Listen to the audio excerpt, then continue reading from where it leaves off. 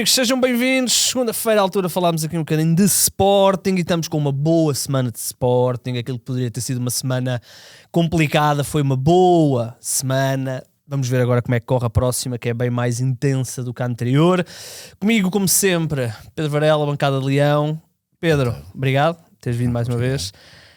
Nós falámos aqui da questão das 48 horas, de só temos 48 horas e depois 3 dias logo a seguir para o jogo do Alverca. Estávamos preocupados, os sportinguistas estavam preocupados com naturalidade, apesar de não ser um jogo para uma competição de máxima importância, queremos ganhá-las todas. Eu vi esta frase, eu não sei quem é que disse a frase, se foi escrita, se eu vi, eu confesso que não me lembro e portanto quero já deixar o crédito a alguém, não sei quem foi, que disse isto. Rui Borges transformou aquilo que poderia ser um problema numa celebração da Academia de Alcochete. E eu queria começar por aí, por esse jogo que realmente poderia ter sido um problema, está às 48 horas, e de repente saímos quase com um espírito de ok, a Academia está viva, está bem viva, nunca esteve morta, mas, sim, claro. mas temos ali mais talento, não é? E isso é perfeitamente... é perfeito e é muito válido e deixa-me começar por esse ponto que tu referes da Taça da Liga, que Rui Borges acabou por fazer aquilo que nós tínhamos dito aqui na semana passada, que fazia todo sentido, e ele próprio não só muda a equipa praticamente toda, dá essa vitalidade também da Academia e de mostrar que há aqui mão de obra e matéria-prima. Tenho o cuidado de quando acaba o jogo e após ter vencido por 5 um Alverca, obviamente um Alverca que também se modificou e se alterou, porque tinha menos 6, 7 jogadores titulares que jogaram depois para o campeonato, mas Rui Borges teve o cuidado no final de fazer o elogio a João Gião da equipa B, que mais uma vez não venceu mais um jogo e continua num belo momento, e portanto... portanto, confirmaram-se duas coisas. Uma, a que tu estás a dizer, há ali elementos na Academia, e nem de propósito, 4 deles ainda hoje de manhã treinaram com a equipa principal para ir para a Itália, e vamos ver o que é que daí pode acontecer, como ainda aconteceu como outro ponto que eu acho que é também muito relevante, obviamente é a Academia, depois há também os 85 jogadores que se falam desde que a Academia existe, que já foram, há ali um número que se foi muito falado. Acho que é 70 e... posso estar enganado, 70 e tal. O incrível é que o primeiro é o Cristiano Ronaldo. Ou seja, desde a fundação da Academia, não é o primeiro jogador da formação de Sporting, mas a Academia é incrível. Jogadores que foram titulares e que foram chamados à equipa principal. Mas ele depois também teve o cuidado de dizer outra coisa, não relacionado com a Academia, mas que nós também falamos aqui e que eu acho que isso que é fundamental e que nós temos vindo a falar aqui, que é ele não podia dar mais minutos aos jogadores que tinham vindo de Tondela, e ele foi muito claro, portanto não foi só mudar porque a competição o obrigava e porque é a 4ª competição na hierarquia, mas ao mesmo tempo porque é necessário dar espaço e também poder recuperar os jogadores que iam fazer um jogo logo na sexta-feira e depois logo a seguir a terça-feira, que é já amanhã, para a Itália. E portanto eu acho que a celebração da Academia, e mais uma vez o crédito a quem disse isso, acho que está perfeita, e acho que houve uma celebração a 2 níveis, em campo, obviamente. Claro que Salvador Blob acabou por ser o jogador que mais destacou, e também uma celebração à Academia naquilo que também é muito importante além do aspecto esportivo, que é na própria forma como o jogador depois falou, na forma como ele encarou aquela entrevista, e muito rapidamente o jornalista até houve uma altura que perguntou-lhe se ia ser uma dor de cabeça para o Rui Borges, e ele começou-se a rir como que diz, mas qual dor de cabeça, como que diz?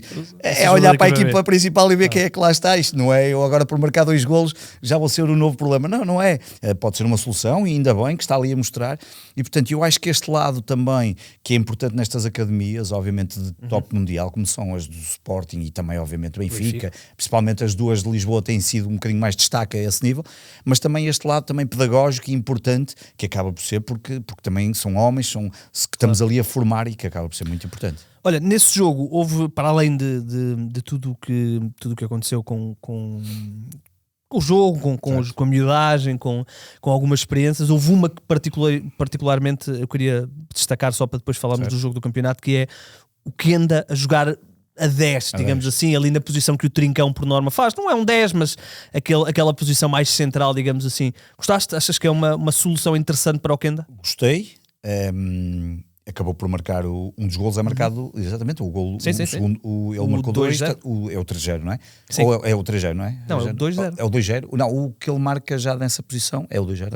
Agora já estou baralhado também. Já são jogos seguidos, mas a verdade é que eu acho é que o que acaba por também ser importante, e que tu referes agora aqui, é que nós ainda na semana passada estávamos a falar da questão de planos B e alternativas, e com esta consecutiva, ou seja, com o conjunto de jogos consecutivos que o Sporting tem, obviamente com os adversários também a saberem ler, e os treinadores adversários a saberem ler o plano de jogo de Rui Borges, faz todo sentido tu poderes, até porque, por exemplo, a terça-feira certamente poderão acontecer aqui algumas alterações, iremos falar disso, quanto mais não seja a questão de Suárez poderá estar ali um pouco mais cansado e Ioannidis poderá eventualmente até jogar, ou até outros momentos. Portanto, esta facilidade com que o jogador também teve, que se adaptou a uma posição que facilmente, pelo menos teve ali uma coisa que me pareceu mais clara quando esteve naquela posição, é que teve mais facilidade de remate e apareceu mais perto da zona de finalização. O que também aconteceu, obviamente, porque o Alverca também não estava, quer dizer, o Alverca não estava a fazer um grande campeonato, mas ali estava com o problema de estar com jogadores que não são habitualmente titulares. Mas eu acho que eu acho que estes jogos também servem muito para isso, para testar as alternativas, porque eu parece-me claro que não há dúvidas que vamos ter que ter alternativas, e não é só planos B, é questão também do aspecto físico. Rui Borges constantemente tem falado disso, e nós já percebemos que é mesmo necessário. Há jogadores, Trincão, eu quase que estaria tentado, se na terça-feira não fosse um jogo importante, o homem precisa se calhar, não é que ele não esteja bem, não tenha estado ali em alguns momentos no jogo da semana, de agora do campeonato, não esteja estado bem, mas nota-se claramente que está ali a precisar de algum tempo de recuperação adicional ao que tem tido. Pode ser que a pausa para a seleção, onde ele depois não joga muito, é o momento, pode ser um momento interessante para ele. E é engraçado, porque ele tirou o Pote e não tirou o Trincão naquela altura. Já não me lembro se ainda tínhamos substituições para fazer ou não. E o Trincão estava esgotadíssimo. Olha, o engraçado, porque o Kenda, apesar de nós olharmos para ele, e essa é a posição dele como um extremo, um extremo direito, que pode explorar em profundidade, ele tem uma capacidade técnica que também lhe permite fazer este jogo mais interior. Por exemplo, o Géni já não podíamos pôr o Géni naquela posição. E portanto o Kenda também tem 18 anos, portanto ainda vai refinar muito as suas capacidades. Só tenho pena que o Kenda já não seja nosso. Já não seja nosso. Tirando isso, acho que é o único ponto, mas acho que é tirar o máximo que nós conseguimos. Claro. É o proveito máximo, até porque depois para o ano já não é nosso, já não nos interessa. Ou é o Salvador. No jogo 3 dias a seguir, o Kenda já foi para o banco, já jogou o Géni. Uma vitória. E é engraçado, porque tu se calhar sentiste. Tu estavas lá, não estavas? Não, desta vez não. Mas não sei se calhar sentiste. Eu estava a começar a sentir em casa que aquilo mais 5 minutos e o burburinho das bancadas ia começar a subir, aquela coisa do ganhamos 5-0 e agora não estamos a conseguir, e o que é que está a acontecer. Mas Rui Borges pegou num assunto, não é pegou isto, não é virgem, ele vai fazer isto mais vezes, claro. Mas um assunto que nós falámos aqui já 2 vezes, que é a possibilidade de Suárez e Ioannidis começarem jogos a titular. Ele não mete ao intervalo, eu achei que ele ia meter o Ioannidis ao intervalo, meteu na altura certa porque o homem marcou, mas está claramente provado que é uma solução e que se calhar num jogo destes, com o Alverca em casa, quase que podia ter sido de início, não é? É engraçado porque a semana passada estava a falar com o João Castro, com quem fazemos o Sporting 107, e estávamos a olhar para essa questão, porque nós já tínhamos falado aqui várias vezes, até dedicamos aí um bocadinho um segmento, a questão de poderem jogar os dois e em que momentos sim, nomeadamente em equipas com bloco baixo, que vêm com o famoso autocarro, e nós sabíamos que o Alverca de certeza que iria jogar nisso. Sabemos também que o Sporting tem um conjunto de oportunidades que é absolutamente elevadíssimo, é o maior da Liga, e portanto a questão às vezes é de eficácia. O Ribeiros falou disso, não é? Que tem sido um problema. E é o problema da eficácia, mas eu também vou-te já dizer, se o Sporting tivesse uma eficácia muito mais alta, então isto era aos 5 e aos 6 de cada vez. E eu acho que isso também não... Quem nos dera, obviamente, mas há aqui a questão... Sim, mas estamos com um grau de aproveitamento mais baixo. Mais baixo, sim, estamos mais baixo. Obviamente que já falamos disso. Gyökeres é que era o homem que fazia tudo e abria todas as defesas possíveis aqui em Portugal. Aqui estamos a repartir o mal pelas aldeias, Trincão, Pote, obviamente Suárez e agora Ioannidis. Mas a verdade é que aqui a questão, agora perdi-me aqui, estávamos na questão do duplo. Este bloco baixo, esta equipa com autocarro, poderia-se eventualmente ter começado assim. Talvez, eu quero acreditar que Rui Borges, eventualmente, como a equipa do Alverca era outra, e mesmo defendendo, iria sempre causar algumas oportunidades, mas eu também estou em crer que ele não acreditaria que nós não marcássemos, e o que é estranho neste jogo foi não termos chegado ao intervalo a ganhar, aí sim, e claro, ele falou nessa falta de eficácia, porque o que seria natural naquele jogo, aliás, eu duvido que algum sportinguista, eu percebo aquilo que estavas a dizer, claro que chegando à segunda parte podia começar a haver um burburinho, é normal, até porque nós não podemos perder mais pontos em Alvalade, tendo em conta que o Porto não está a perder pontos de forma geral, e nós já perdemos 3 com eles e 2 com o Braga, e ganhamos os jogos todos fora, significaria que poderia começar a haver aí algum burburinho, mas a verdade é que muito rapidamente ele mexeu bem, fez essa alteração, e tu, quando vês que aquilo resulta, começas a pensar, se calhar isto mais cedo, ou se calhar até inicialmente até podia fazer sentido. Até pode depois nem ter de início, pode até não ter no resultado. Olha, o Pedro Gonçalves, eu por acaso estou a começar a mudar a minha opinião em relação ao Pedro Gonçalves a 8, eu não era nada apologista dessa situação. E nos últimos tempos, 2 vezes que ele já lá jogou nesta temporada, gostei muito, é lá que ele marca o golo, e acho que o Luís Freitas Louro também teve uma tirada muito interessante, que foi puxaram o Pote metros para trás para ele ficar mais perto do golo. E eu gostei do Pote a 8. Não sei se é uma posição que tu gostas de ver o Pote. Eu gosto de ver o Pote solto, da esquerda para o meio, mas confesso que ali a 8, numa altura em que João Simões ainda está a refinar o seu jogo. Morita, infelizmente, a questão física e a questão contratual se calhar está a pesar tudo. E Kokorashvili ainda está a uns furos abaixo, se calhar Pote até acaba por ser uma solução muito interessante. Se calhar noutro tipo de adversário, se calhar contra as Juventus na terça-feira a coisa não é possível, mas é um bocado como estavas a dizer, tens ali o Pote solto. O Pote solto significa não só que ele muitas vezes estiver na área, claro que ele quando está um bocadinho mais adiantado tem os famosos passos para a baliza. Aqui tem a possibilidade também de fazer uma coisa que ele faz muito bem, que é ganhar a bola e construir e também rematar. O Pote marca um grande golo, que é uma coisa que também é natural de certa forma por ele, temos tido grandes golos do Pote. O que eu acho é que, sinceramente, eu acho que o Pote, eu ia dizer isto assim desta forma, eu acho que o Pote pode fazer o que quiser, sinceramente. Eu acabo o jogo a pensar que, e fiz esse exercício durante o final do jogo e durante o sábado, a pensar, o Pote provavelmente é o melhor jogador do Sporting do século XXI, isso eu não tenho dúvidas. É muito difícil encontrarmos um jogador tão influente como o Pote no século XXI. Podemos obviamente pensar aqui em Coates, por exemplo, em termos de longevidade de tudo, se olharmos para tudo, claro que tu podes me dizer, não, mas o Gyökeres também, ok, o Gyökeres também é importante, mas eu não gosto de deixar o Pote, acho que por tudo aquilo que tem feito, mas eu olho para o Pote e ainda vou um bocadinho mais longe, e eu acho que ele hoje em dia está cada vez mais a assumir este protagonismo.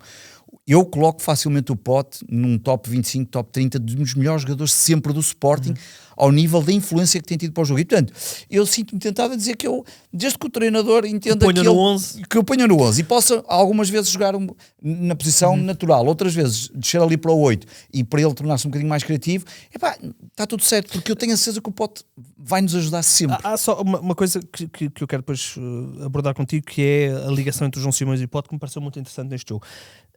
Nós tínhamos falado já é a segunda vez que falamos do Pote aqui, e tínhamos falado da participação em golos, e então eu fui pedir aqui à nossa malta do Playmaker aqui do 00, e eles dos últimos 30 anos, portanto estamos a falar anos 90, dos últimos 30 anos, o Pote esteve em golos e assistências, esteve envolvido em 143 golos por ele marcados ou por ele oferecidos, e não nos podemos esquecer que o Pote perdeu meia época, pelo menos. Meia época no ano passado, portanto estes números poderiam estar ainda maiores. Só houve um jogador nestes 30 anos que fez mais do que o Pote. Eu confesso que fiquei surpreendido, não sabia que os números eram tão altos. O Lietzen teve 211 participações em gol. Em mais tempo. E depois aparece aqui o Vítor Gyökeres e o Bruno Fernandes, que em menos tempo têm aqui o... Mas desses 4 que estás a referir, só 2 é que foram campeões, não é? É verdade. O Lietzen foi campeão depois já no Porto. Já não foi campeão. Sim, no Porto foi campeão, no Sporting não. O Gyökeres tem 124, Bruno Fernandes 110, Bas Dost 107, certo. Pedro Barbosa, que eu adorava, Pedro Barbosa 105, e depois Mário Jardel com 78, e aí é quase tudo golos. E é uma temporada. É uma época e meia, basicamente. Nuno Santos com 76 golos, Paulinho com 74 e Trincão já leva 71, portanto também vai galgar esta o que isso mostra lista. Também uma coisa engraçada, antes de terminar, que a importância que têm tido os últimos anos da evolução do Sporting e dos últimos 5, temos 33 campeonatos, porque de repente falas aí de um conjunto Santos, de jogadores, Paulinho, Trincão. Diocas, Trincão, Pote, e de repente temos aqui um conjunto de jogadores que alguns deles tricampeões, bicampeões, que deram já muitos títulos ao Sporting. É uma transformação muito grande, pleno. Sim. Eu estava a falar da ligação do João Simões com o Pedro Gonçalves. O João Simões é mais do que o Morita, mais do que o Kokorashvili e obviamente mais que o Yulman.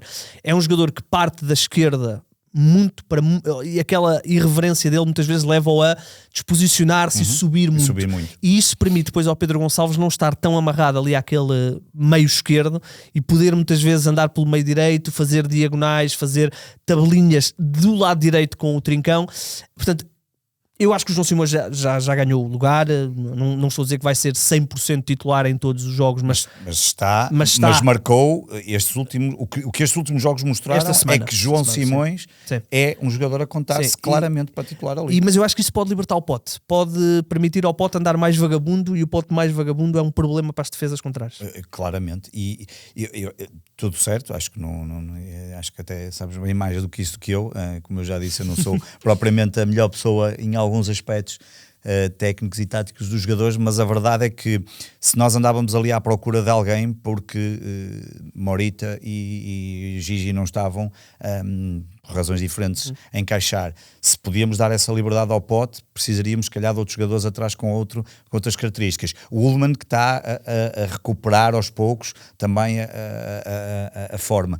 Quero isto dizer que ótimo para nós, porque desta forma conseguimos ter aqui um conjunto de jogadores que nos permitem adaptar às diferentes circunstâncias que vamos tendo dos adversários. Umas vezes adversários mais acessíveis, outras vezes mais complexos, como por exemplo vamos ter na terça-feira, e depois olhamos para os dados depois vamos falar disso. Mas... Assim, o jogo é já amanhã, portanto não vamos aqui fazer grandes especulações, porque depois vai datar muito. Há um dado que confesso que eu provavelmente sabia, mas não queria saber, que eu tenho 3 dados, então não é aquele dos 19 jogos? E tenho esse, eu vou-te dizer, porque eu sabia que íamos falar disso. Esta vai ser a 20ª jogo do Sporting em Itália. Nas competições europeias de sempre. Eu fui ver hoje ao 0-0. Nunca ganhamos. Pronto, eu por acaso ia falar disso porque obviamente há aqui um momento que é o momento da Juventus e nós temos que o aproveitar. Apesar deles terem ganho, mudaram de treinador, Spalletti, tem agora a vitória de ganhar no Cremonese, e ele veio já com um discurso diferente, que é para lutar pelo título, que é ali uma alteração, e há sempre uma alteração que pode correu bem internamente, e portanto há ali uma mudança de ânimo que eu acredito que faça sempre efeito, mas eu acho que nós, além do campo e da oportunidade que temos, e nós temos contas ajustadas a última vez que jogamos com a Juventus, que não foi há muito tempo, especialmente até lá, em Itália, mas esse dado que tu dizes, associado a outros dois, há aqui uma característica que é quase inerente ao Sporting em competições europeias em Itália, que é, eu depois fui ver, em Itália, 19 jogos, temos 0 vitórias, que é uma coisa impensável, 5 empates e 14 derrotas.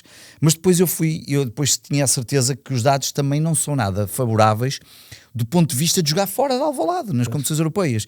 E nós na Liga dos Campeões temos 52 jogos fora de casa, e nós temos 63% de derrotas, são 33 derrotas. E na Liga Europa, nós no outro dia vi também, acho que foi o Playmaker, que nós somos o clube que temos mais jogos na Liga Europa, todos. E não sei se ainda somos. Eu acho que no outro dia vi, não sei se entretanto pode já ter mudado, a coisa é ali, mas estamos lá no topo. O que é bom, por um lado, quer dizer que estamos sempre nas competições europeias, é mau porque não estamos tanto na Liga dos Campeões, mas nós temos 96 jogos na Liga Europa e a antiga UEFA, e mesmo assim temos 45% das derrotas. Portanto, nós temos aqui eu não lhe vou dizer um karma, mas temos aqui uma incapacidade que é quase, não vou dizer genética, mas há aqui é geracional e é difícil. E, portanto, esses 19 jogos que tu foste buscar mexem comigo e mexem com todos nós no sentido, mas nós não conseguimos ganhar. E é que é engraçado porque, se jogássemos sempre com Milan...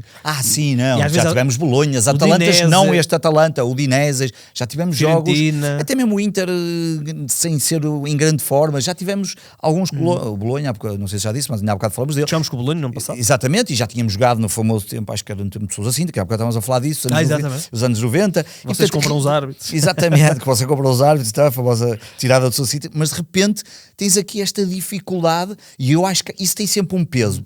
Podes-me dizer, ok, os jogadores não entram nisso. Está bem, não sei se não entram, não sei se não... Mas entramos nós. Mas entramos nós e sei que... E o que eu sei é que estatisticamente é fácil de mostrar que é um problema. Olha, nós falámos aqui, foi até... algumas pessoas até... tiveram opiniões diferentes. A questão do Diomande, eu acho que em boa hora Diomande pegou, porque, com todo o respeito pelo Debaste, a vertente física do Diomande permite ter uma segurança muito grande. Qual opinião diferente? Em que sentido é que tu dizes? Não, temos duas ou três pessoas que preferiam ter o Debaste em relação ao Diomande. Eu pessoalmente, eu disse aqui na semana passada, prefiro o Diomande. Portanto, aqui o Diomande acho que faz uma partida muito boa. Eu estava a pensar no top 3 de melhores jogadores do jogo contra o Alverca e eu coloco o Diomande porque a forma como ele, com a sua vertente física a anular, muitas vezes ajuda-nos a empurrar para a frente. Ele depois tem lá um corte na área também de um grau de dificuldade muito grande. Mas olhando agora para este jogo com a Juventus, portanto, partindo do princípio que não vamos ter aqui grandes alterações, farias aqui alguma coisa pontual ou não, olha, o nosso 4-2-3-1 eu vou-te dizer, eu percebo isso que dizem do Diomande, obviamente, ou do Debaste de mais profundidade, se calhar os tais passes e mais a saída de jogo, talvez. Essa coisa toda, e o Diomande um pouco mais de solidez e não se golos. A verdade é que nós ainda aqui há pouco tempo estávamos aqui a falar, acho que foi logo um gol por jogo, no primeiro programa, se não estou em erro. E portanto, o que é que nós precisamos? Precisamos de estancar, porque o problema do ataque é que os atacantes é que precisamos, se calhar, mais oportunidades para marcar os gols que precisamos. Mas isso, estamos a criar oportunidades, é uma questão de eficácia. Aqui estávamos a falhar claramente no aspecto da solidez defensiva. Se Diomande trouxe isso, não me parece que haja dúvida, sinceramente. 3-0 Alverca, 3-0 ao Tondela ou 2-0 Alverca. E, portanto, de repente, aquilo que vinha uma média de um golo por jogo, não aconteceu no campeonato. E, portanto...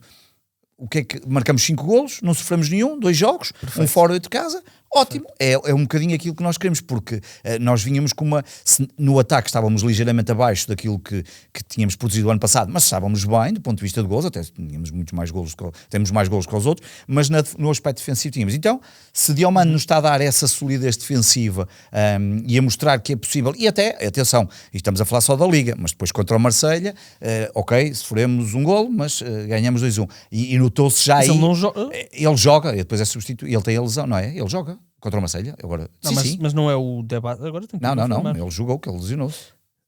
Não, o Debaste lesiona-se nesse jogo. Não, o Debaste, desculpa, agora estava a confundir. O Debaste é que se lesiona nesse jogo, exatamente. E portanto, não acho que haja dúvidas, acho que acaba por ser a resposta àquilo que nós estávamos aqui a mostrar e à evidência que estava clara. Eu acho que nesse aspecto defensivo a solidez é... Pá, eu adoro o Debaste. E atenção. Não, nada contra. Vem aí a Taça das Nações Africanas, o CAN. E começa já ali em dezembro, não é? Final de dezembro. Portanto, vamos perder o Diomande quase um mês, até porque a Costa do Marfim é uma das seleções que certamente vai longe na prova, e portanto vamos precisar muito do Debaste. E depois voltamos à velha história. Nós não temos que olhar só para os 11 titulares. Nós temos que olhar para os 11, 15, para os 5 que podem 20, entrar, ou para os 4, ou para os 13, e para os que vão ficar no banco, e portanto temos que olhar para os 20 jogadores. E isso não há mal nenhum em termos de soluções que estão no banco, da mesma forma que o Ioannidis também tem estado no banco e a dar boas sinais. Juventus, estava-te a perguntar se fazias algum tipo de alteração. Eu por acaso estava aqui a olhar para aqui, estava a pensar a grande dúvida que vai acontecer, quer dizer, é a Fresneda que não joga, não é? Isso provavelmente Vagianidis vai entrar, não é? Curiosamente, na melhor fase do Fresneda no Sporting. Provavelmente, eu não me admirava nada que o Blopa fosse para o banco. No sentido em que quanto mais não fosse... Eu acho que já saíram os convocados. Os convocados e provavelmente... Depois não sei, olha, não vi. Desculpa, então já saíram, eu não vi. Já saíram há bocadinho. Então diz-me que eu não estou a dizer nenhuma asneira, mas pronto. Mas eu achei... Leva 25. Ok. Deixa eu ver se está o porque me poderia fazer sentido tendo em conta que o Fresneda não vai. Não vai. Vai Ryan Lucas. Então não vai. Vai o Ryan Lucas. Pronto, Rodrigo Ribeiro. Não, vai o Blopa. Vai. Pronto, fazia-me sentido porque Fresneda no indo, Vagianidis será o substituto natural, mas o Blopa pode fazer ali aquele corredor de uma forma muito interessante e até aproveitando outras soluções que podemos ter e mexendo com os outros jogadores, ofensivas, exatamente. E acho que é um bom prémio, sem entrar em grandes loucuras e agora é o novo não vai ser titular, nada, exatamente, acho que é bem. Pá, depois, se os jogadores, aqui a questão para mim física, é sempre a questão física. Se a coisa tiver fisicamente, acho que há uma questão com o Suárez, se o Suárez não tiver a 100%, acho que poderá fazer todo sentido, tem dado mostras de que é capaz de pôr Ioannidis a titular. Vamos imaginar que Suárez não está a 100%. Não vejo problema nenhum em colocar o Ioannidis, que no está ano a dar... passado era um problema, este ano eu não vejo claramente nenhum problema, ainda por cima, 2 golos de cabeça, de cantos, bola parada. Os nossos únicos que não é golos propriamente de o melhor lado, até nem é melhor, não é nada, não é uma característica fantástica dele, mas a verdade é que está lá e, portanto, de resto... A questão, provavelmente, Katamo Kenda, a velha história de sai um, entra o outro, e depois ali no meio, eu quero acreditar que Ullman e Simões... sim, mas é o homem da Champions. Além de Simões ser um jogador que não tem falhado jogos da Champions, depois o resto entre Max Inácio, Diomande e então Vagianidis e claro Rui Silva, acho que aí não há muito a mexer, portanto acho que serão esses dois cuidados mais na direita e na frente. Suárez está a 100%, de resto acho que não faria grandes alterações. Também concordo contigo. Falaste da questão dos cantos. Nós que vivemos tempos de luxo com Coates, tivemos um jogo contra Passos, não foi? 20 e tal cantos. Exatamente, foi o gol do Ioannidis, que foi quando ele entrou, exatamente. Já marcou 2 golos de canto, que é já, exatamente. Olha, nós fizemos alguns desafios à malta que nos segue nas redes. Eu fiz uma sondagem, ou fizemos uma sondagem no canto do Sporting, no Twitter, podem nos seguir. A perguntar como é que avaliam a época do Sporting até ao momento. Tínhamos 4 opções, muito boa, aceitável, negativa. Tivemos aqui mais de 300 votos. A esmagadora maioria foi para o boa. Quer dizer que já estão próximos do 15 que eu dei aqui há umas semanas. Eu fico contente porque... Eu vou confessar que votei aceitável. Pois eu imagino, eu por acaso ia-te perguntar, mas eu imaginei. O Igor deve ter... Eu votei boa. Eu imaginei que tu votaste aceitável, tendo em conta para ser coerente com a nota que deste aqui, faz todo sentido. Eu dei na casa dos 12, tu falaste nos 15. O que eu acho é que se tu tivesses feito... naquela altura, antes do primeiro programa, aí se calhar terias ou mais baixa a boa e o aceitável mais alto. Agora, tendo em conta estes últimos jogos e estes desenvolvimentos, eu fiz já por causa disso. Exatamente, a boa nota-se perfeitamente que as pessoas estão aí. 2% das pessoas votaram negativa. Esse deve ser a malta que não é Sporting, se calhar. Ou então são aqueles 2% que acham que o Rui Borges devia de assinar pelo Wolves. Pois, eu ia tocar nesses dois assuntos. E muito boa 5%. Tivemos esses dois assuntos. Falou-se do Rui Borges para o Wolverhampton, por alguma razão já foi desmentido a toda a linha, e falou-se hoje também de João Gião como possibilidade para o Casa Pia, que despediu o treinador, e também já foi mais ou menos desmentido. E o Sporting B continua de vento em popa, ainda agora mais uma excelente partida. Só de referir que o Rui Borges estava numa lista de 11 treinadores, acho que era o 5º. Aquilo é um jornal, vamos dizer, há ali um certo sensacionalismo. Depois os jornais portugueses foram lá buscar a notícia, mais uns tipos no Twitter do Wolves que meteram aquilo, e de repente o Rui Borges vai sair de Sporting. E até há uma coisa engraçada, que é, isto não existe, malta. Não há um dono de um clube, ainda especialmente este tipo de donos endinheirados, que têm uma lista de 11 treinadores. Não, eles têm um treinador que querem, vão para cima desse treinador, e depois, se não houver, vão ali a um mais um ou dois. Ninguém tem uma lista de 11 treinadores. A única coisa séria que quero dizer em relação a isso, espero que a direção do Sporting tenha aprendido com o que aconteceu o ano passado e que tenha colocado uma cláusula, e ele tem cláusula de compra para sair, mas que esteja lá que ele só pode sair no final da temporada e não acontecer como aconteceu ao Mourinho, que eu acho que foi o problema na venda do Amorim para o Manchester United. É a única coisa que eu espero que tenha acontecido, porque de resto acho que não faz sentido, e ainda bem que o Rui Borges soube responder, e bem. Sim, veio logo desmentir, o que foi ótimo. Desmentiu hoje. Mas é bom para um treinador que ainda há poucos dias estava na corda bamba, na hora da morte, e ia ser um problema, afinal até podia ir para a Inglaterra para a Premier League. Mas também ir para a Inglaterra para aquele Wolverhampton que está... Neste momento não é fácil. É o Aves, com todo o respeito, é o Aves da Premier League. Tu também fizeste um desafio para as pessoas lançarem alguns temas, escolheste aí um ou dois para nós? Sim, há aqui pelo menos um que foi a Célia Correia, que perguntava a questão da estratégia, que podia ser para uma melhor relação com os adeptos, e depois há um outro assunto que eu passo muito rapidamente.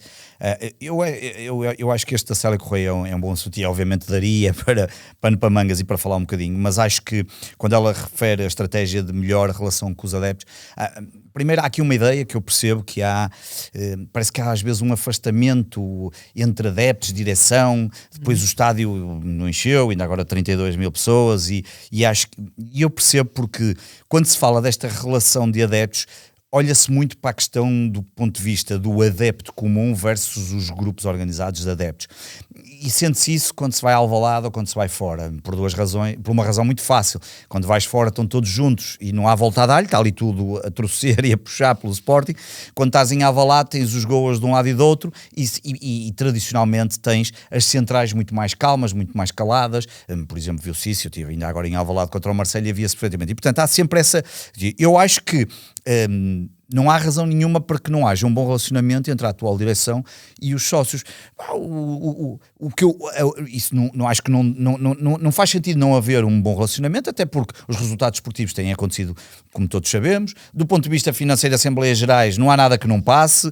Acho que os adeptos, de uma forma geral, gostam do que tem sido feito, os cuidados que teve com o fosso, uma série de circunstâncias que têm sido melhoradas. Há a questão do Sport Entertainment, que já falamos aqui na semana passada, e eu acho que esse é o ponto. Se naquele caso era a falta de informação, acho que às vezes podia haver aqui uma maior ligação, e eu acho que é isso que as pessoas muitas vezes se referem, que parece que se perdeu aqui uma ligação.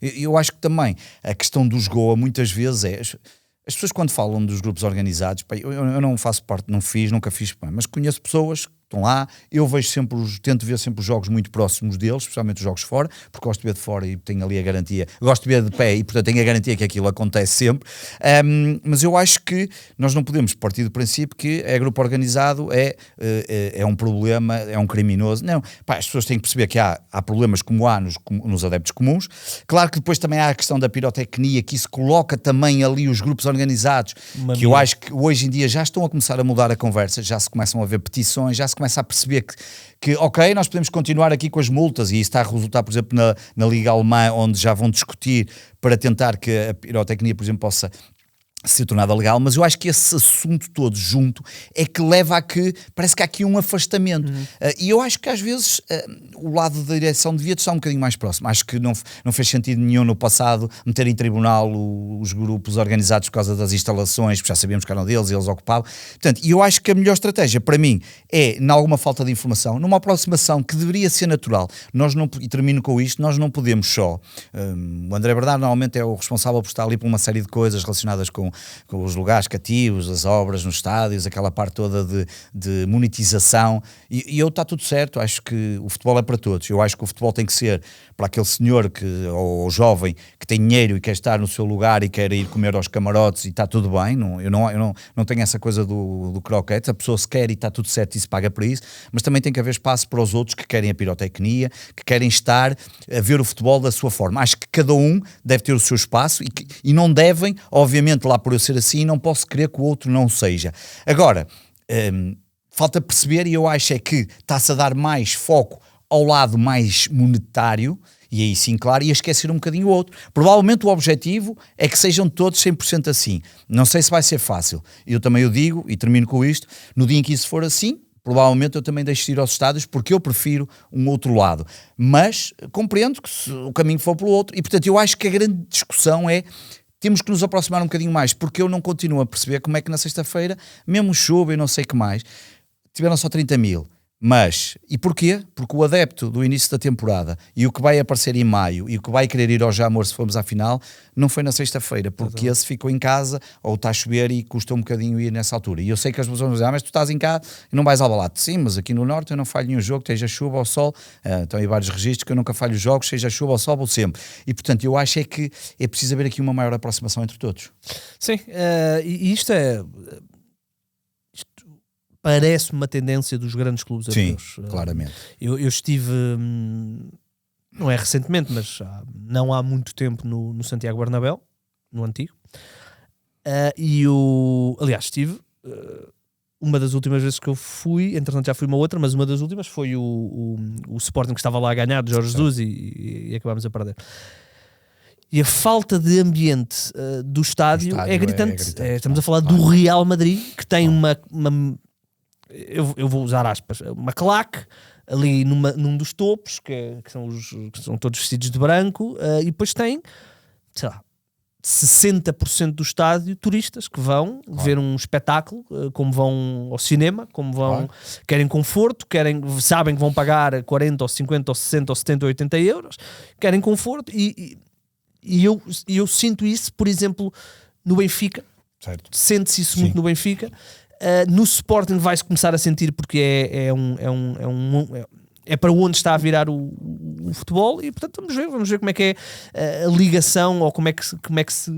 Porque é preciso segurar os adeptos que fazem, eu vou usar aqui aspas outra vez, os adeptos fazem barulho. Claro. Porque nós não podemos querer ser campeões nacionais e depois os adeptos, os jogadores adversários não têm medo de ir ao Alvalade. Tem que ter medo de ir ao Alvalade, tem que ficar arrepiados quando se canta o mundo sabe que, e portanto acho que é preciso gerir, eu também acho que Frederico Varandas, como entrou num contexto tão difícil e pode ele próprio ter criado anticorpos com os grupos organizados. Criou, é óbvio.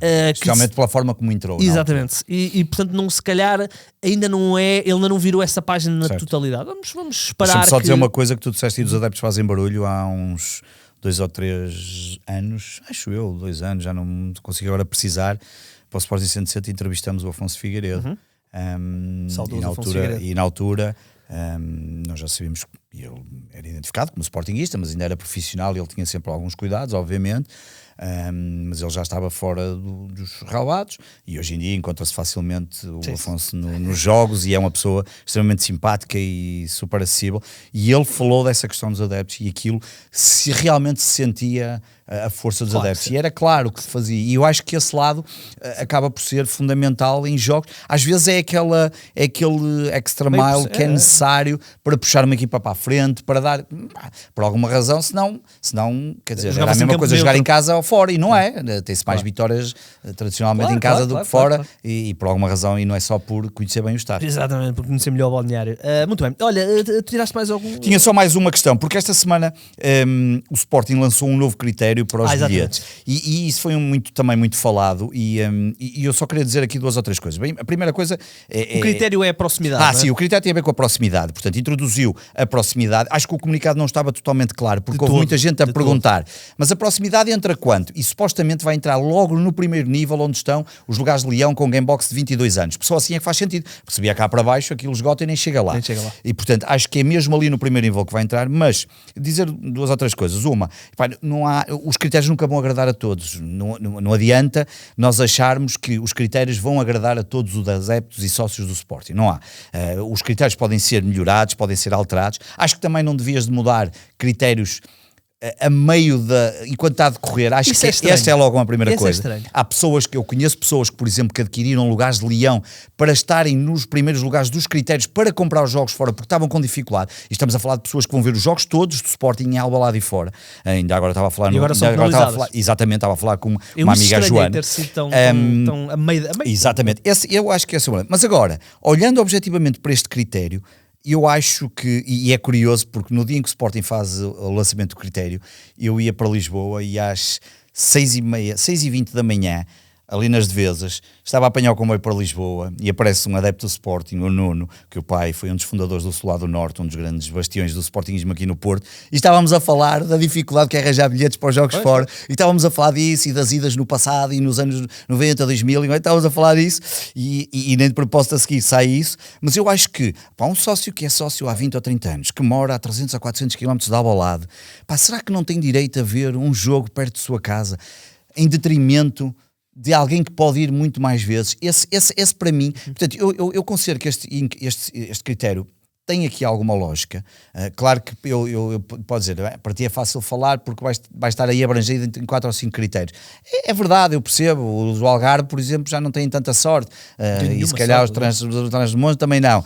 Mas eu acho que nós não podemos só pensar no critério no sentido dos clubes onde eles estão distribuídos. O critério é pensar naquele sócio, naquele adepto, naquele sportinguista de 20, 30 anos, porque esta coisa também acharmos que somos mais sportinguistas por sermos sócios ou por pagarmos cotas ou porque...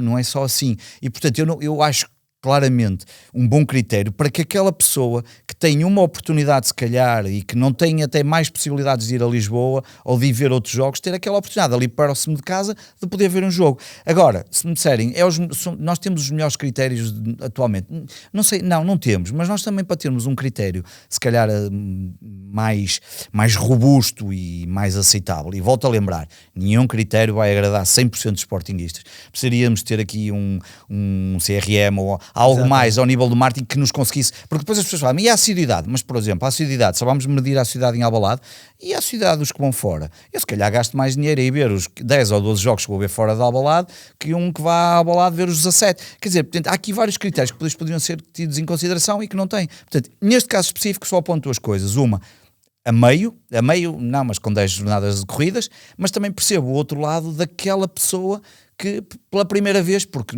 eu não sei se as pessoas têm noção, vamos falar daqui um bocado dos anos 90, comprar bilhetes para o Sporting, ver os jogos fora de Alvalade era uma coisa facílima. Quer dizer, O meu primeiro onde é que jogo a ver o estão Sporting foi fora de onde é que casa. as pessoas estão? Eu estava lá quando o Rony marcou o golo a 200 km por hora na Naval, estavam 200 ou 300 pessoas. Eu estava lá em Passos Ferreira quando o Godinho Lopes era presidente do Sporting e ninguém queria ir ver o Sporting e estava em 12º lugar. Eu estou à vontade, porque eu felizmente tenho pessoas que até me conseguem arranjar os bilhetes, ou compro através delas porque não vão fora. Ainda agora aconteceu isso, por exemplo, para Tondela. Mas acho que é preciso também perceber um bocadinho mais este contexto e dar um bocadinho aqui oportunidades. Não vai agradar sempre a todos, mas pronto, fica essa nota porque eu acho que era importante, tinha-se falado muito e as pessoas pedem sempre a falar aqui um bocadinho mais além de outros assuntos que vamos falando. E as viagens fora, os bilhetes para aqui nós temos aqui uma situação que nos permite ter aqui alguns jogos, bilhetes para ir ver o futebol. E os bilhetes do Sporting, aqui na nossa mala, do Sporting, do Porto e do Benfica, mas os bilhetes do Sporting, curiosamente até me parece que são os mais pretendidos, porque temos amigos que nos pedem, não sei o quê, e é os jogos fora, é os jogos aqui em cima. Eu este ano já usei. Este ano já me facultou, não foi para mim, olha, e foi para uma pessoa.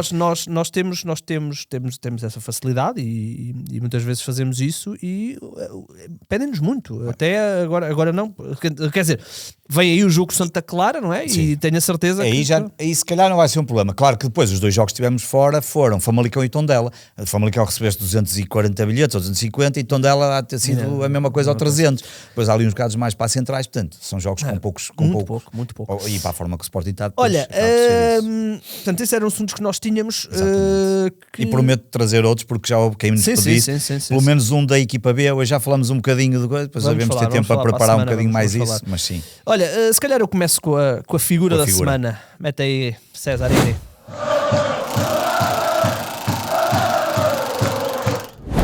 Nós hoje temos um editor que não tínhamos tido nos outros, porque o nosso César andou pelo México a passear e não esteve nos 2 primeiros cantos do Sporting. Mas agora vai estar connosco. Teve bem. Muito bem. Mas agora vai estar connosco. Eu trouxe. Era inevitável. Esta tinha que ser a minha figura. Mas não é pela razão dele ter feito os 2 golos. É o Salvador Bopa. Não é só por causa disso.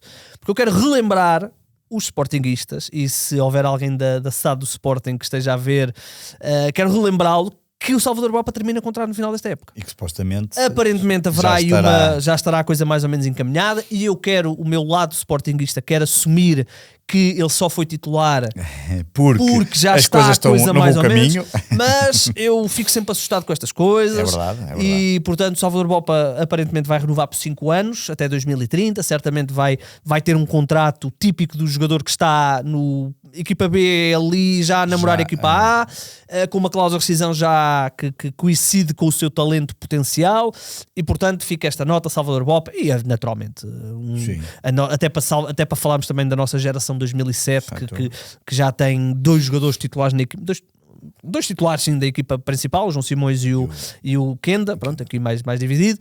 Já meteu agora mais o Salvador Bopa. Há muitos outros nomes da geração 2007. Sim, os 4 que hoje estavam a treinar com a equipa. Era o Bopa, era o Bruno Ramos, que está a fazer um excelente central. É o Ryan Lucas e o Rodrigo Ribeiro. Pelo menos esses 4 foram os que supostamente treinaram. E portanto temos aí uma geração muito boa, e a equipa B está aí como prova disso. Muito bem. Portanto, Salvador, figura da semana, tens aí o teu prémio pelos 2 golos, não foi a Sport TV, fomos nós. Vamos ao histórico, momento histórico da semana. Memória, não? Memória da semana, exatamente. Eu admito que a minha memória está associada aqui a um lado mais consumista do Sporting, mas a verdade é que o Sporting, eu penso que se não foi esta semana, foi há coisa de 2 semanas, não foi, máximo 2 semanas, lançou uma coleção vintage branca e verde dos anos 90. Muito bonita a camisola. E a camisola é muito bonita, e eu sei que isto só fará sentido para quem já for um certo ancião como eu já sou, que já tenho 50 anos e portanto me lembro perfeitamente dos anos 90, e portanto a minha memória está associada não só a esse lado dessa camisola que eu encomendei ontem já, eu espero recebê-la para a semana, claro, depois aqui não sei se a posso trazer, depois logo se vê pelos verdes, mas eu pelo menos, fica aqui o efeito, é um efeito muito conhecido porque havia o equipamento também tradicional, exatamente. Havia o do Sporting e havia da Alemanha, que era muito tradicional no Euro 88, se não estou em erro, mas é a minha ligação aos anos 90, que é uma ligação, talvez amor, ódio, talvez. Ódio porque nada nos corria bem e não vou entrar nos pormenores. Quando parecia que ia correr, despedíamos o Bobby Robson. E agora Robson. fizeste uma boa ligação. Quando parecia que ia correr bem, e essa época 93-94, quando despedimos o Robson, acabamos em 3º lugar, a 3 pontos do Benfica. É o salvo jogo que perdemos 6-3. É a minha primeira memória, ver esse jogo com o meu pai chateadíssimo por causa do João Pinto. Eu lembro perfeitamente onde estava nesse jogo, estava em casa do meu avô, onde via os jogos, porque não era fácil ir a Lisboa, estava em casa do meu avô, onde vi durante muitos anos religiosamente todos os jogos do Sporting, em casa e fora, os que não ia ver fora, porque não é como agora. Lembro perfeitamente, estava muito, achava que poderia ser o momento de partir para o título, porque terminamos a 3 pontos. Tem um grande jogo, temos o João Vieira Pinto, que eu acho que depois mais tarde pagou aquilo que fez em Alvalade, que é ter sido campeão no Sporting, mas é a minha ligação a esses anos 90, é o ódio, porque ódio entre aspas no sentido dos resultados, do que acontecia nesse 93-94, há esse 3-6 em Alvalade, mas há também uma ida às Antas, onde perdemos 2-0 e temos 3 jogadores expulsos, que era também ali um clássico, mas típico anos 90, mas era né? mas tínhamos dos anos 90. Exatamente, mas também tinha este legado, esta identidade, esta história do clube, e por exemplo tínhamos jogadores como o Val, como o Balakov, como o Figo, como o Paulo Sousa, o Capuz, que depois até deu mais no Porto do que no Sporting, o Cadete, o Jordanov, o Skobiak, que faz 2 anos. O jogador favorito do meu pai, que era o Sherbakov. O Sherbakov, que depois infelizmente teve aquele problema. E até nisso não soubemos. Hoje em dia já tratamos melhor os jogadores que saem de Alvalade, embora tenhamos tido aqui há uns tempos. Tive o prazer de conhecer o Sherbakov uma vez que fui a Alvalade fazer um jogo e ele estava lá para ser homenageado, na altura ainda por Bruno Carvalho.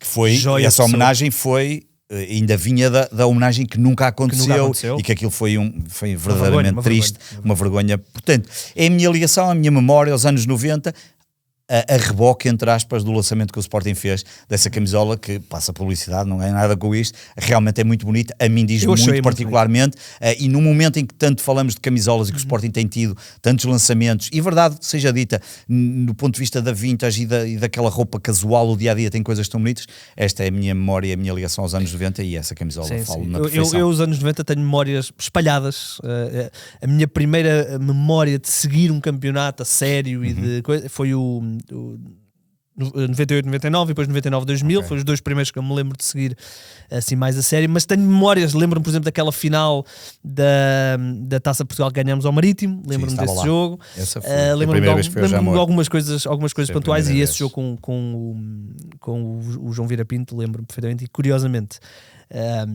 o João Vieira Pinto foi o jogador que eu mais gostei de ver no Sporting, de arte, era o jogador. Há 2 jogadores que para mim no futebol português me deixaram encantado. Um é o João Vieira Pinto, o outro é o Deco. Nunca jogou no Sporting, mas temos que reconhecer que realmente é um jogador fora de série. E o João Pinto, eu se calhar considero que o João Pinto é o meu jogador favorito a jogar no Sporting, porque não me lembro dos anos 90 dele a jogar no Benfica.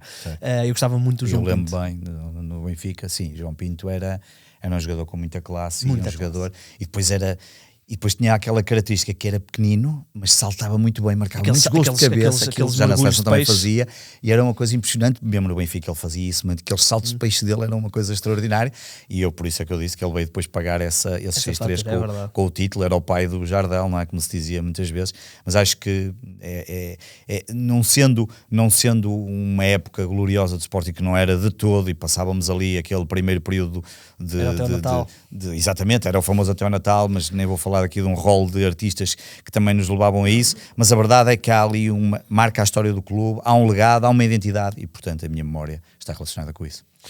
Muito bem. Vamos terminar. Estava aqui a ler, olha, já um insulto no nosso ataque rápido. Mas também já reparei aqui num erro, César. Já vi aqui um erro, não sei o que é que o nosso Gonçalo...